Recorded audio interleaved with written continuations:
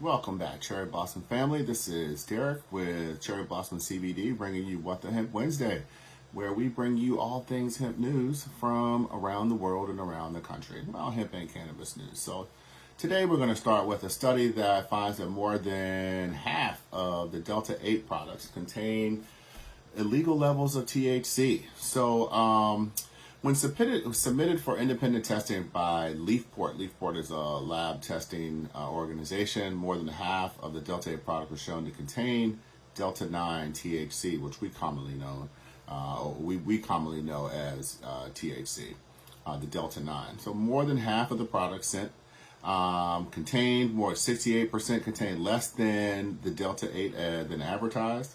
A study also concluded that Delta 8 products, the study included 38 Delta 8 products, all with 12 products being deemed excellent, 10 being deemed decent, 4 poor, and 12 failing. And basically, the products were rated on how close the Delta 8 levels reflected the packaging on the product. So if the independent lab showed if Delta 8 levels were within 10% of what was stated on the label, on the product label, they were considered to be excellent. Decent if the products were, Delta 8 levels were within 20%. Poor if the levels were within 30% of the label. And failing products were less than 30%. So at least one product contained 15% Delta 9, 15.2 Delta 9 THC. That's really high. That's higher than anything that should be sold in the market, according to the legal limit. And Trichome Analytical, Kristen Geedy. She works for Trichome Analytical, and she made a statement. According to her, nearly all the Delta 8 products tested by Trichome Analytical have contained levels of Delta 9 THC that would make them illegal under federal law. However, she believes this may be due to the process by which Delta 8 is synthesized from CBD isolate. Most Delta 8 is derived from CBD isolate because it is such a little concentration in the plant. Somehow it's easier to convert that from the isolate than it is from the actual plant. Moving on, a California ruling actually prevents the state and state employees from being disciplined or fired over a positive marijuana test. So this is really cool. What they're calling a presidential decision determined that urine samples do not accurately reflect whether an employee is under the influence of cannabis while at work, which is true. And if anyone knows me personally, we've been kind of talking about some time how it seemed to be a little unusual that an employee can drink until 2 o'clock in the morning and go to work the next day, and everybody's almost like celebrating the fact that, hey, you did a good job, you know. But then, you smoke some cannabis or some hemp 3 weeks ago, and then you're losing your job. That seems a little unusual. So either way, the board notes that it does not take position on whether using marijuana is a good or bad thing. The voters of California have spoken, and the reality is that the state agencies are powerless to discipline employees whose tests showed only that marijuana had been ingested sometime in the past. The board further acknowledged that the behavior of the person who brought this to the courts was no different from personal consumption of beer, wine, or other alcoholic beverages, which, like I said, it's kind of new. If the state allows it, how is the state going to say you should be punished if you have a state job? So this is a little complex. So kind of back to the whole Delta. Delta has been getting a lot of noise here in the last couple of weeks. We've been talking about this quite a lot because it is making tons of news. Excuse me. In Washington State, hemp-derived THC has marijuana growers nervous. So here's what's going on. Basically, Washington State, their Washington State Liquor and Cannabis Board, which is pretty cool. Liquor and cannabis under the same board. They're smart, and they're kind of treating it the same way. Basically, they obeyed this statement. They're temporarily banning hemp-derived THC products, Delta 8, Delta 9. Somehow people are even able to get Delta 9 THC from isolate. Now, what has been happening is that two things from the state side. They allow other products, other hemp to come in from other states. I mean, you can transport hemp across state lines, so naturally If you're a Washington State Delta 8 or whatever producer, you can buy your hemp from wherever you want. It's on the open market across the country.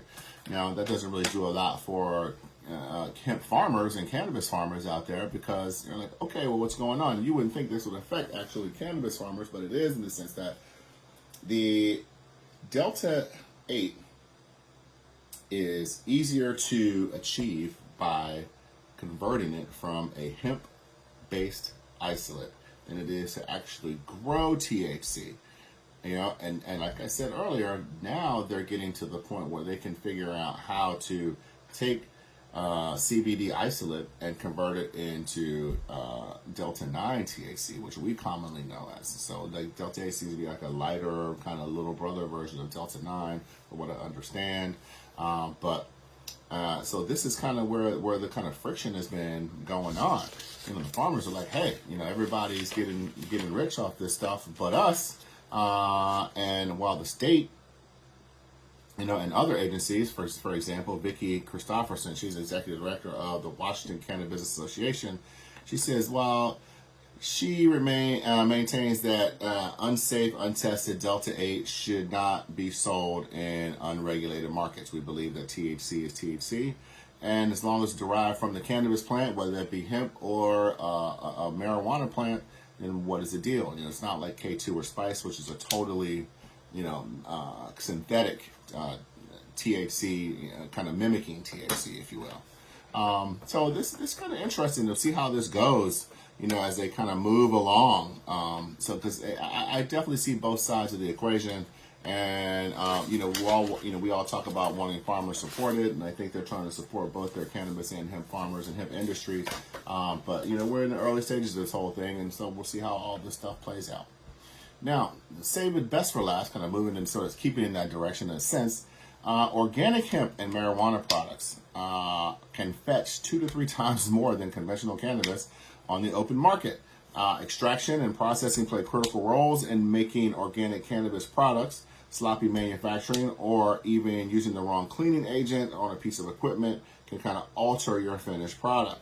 So it makes it imperative that have a detailed plan from intake to storage. But what they're saying here is consumers spend 60 to 100 and almost 110% more on organic foods than conventional foods. And they're thinking this is going to translate to marijuana as well. Now, I think one of the big things that we've all kind of wondered, anyone who's ever used, a combustible raw, marijuana or hemp plant, you have to ask yourself sometimes, like, how organic has this been treated? How clean are the person's hands who have been handling all this stuff? What is attached to this little plant here? How many little microbes are here that I could be ingesting that can affect me in alternate ways? And that is the one, I believe, negative to this whole thing. And they think that when we talk about vaping issues, we talk about purity issues when it comes to this. People want to know in this world in 2021 where the stuff is coming from, how clean it is, how safe it is. And that's kind of where this industry is going. So we kind of keep an eye on kind of where this is happening. But as we'll see how the organic market progresses we know how it's progressing as pertains to food, but not necessarily how it pertains to cannabis. What we are saying is that they are saying that CO2 and ethanol extractions are considered organic hydrocarbons because of butane or propane or not. But you still can have like organically grown plants and have them extracted in any way that you like. So I guess it would be full organic. I don't know. This is all progressing in strange ways, but in ways that we don't quite understand yet. And even apparently they don't quite understand. What we do know is that now hemp farmers can now get organic certifications through the USDA. So that is a huge step in the right direction. I know it's a big old mouthful of stuff, and we'll keep you posted on how all this is progressing. But for today, we're going to wrap it up. That's What-They-Hemp-Wednesday for today. We were getting some pretty cool articles from around the country, and we wanted to share them with you. Hopefully you can share them with your friends if you find them interesting. There are a lot of people who don't really have time to do this and look for all this sort of information, but they are interested in what's going on within the industry. So stay tuned here at Cherry Blossom CBD. We will keep you informed. We'll be back next week with another What-The-Hemp-Wednesday. But until then, share this with your friends. Like, subscribe, share, follow. You know the rest. and we will talk to you in a couple days with our next Friday with Friends interview. All right, thank you, and have a great day.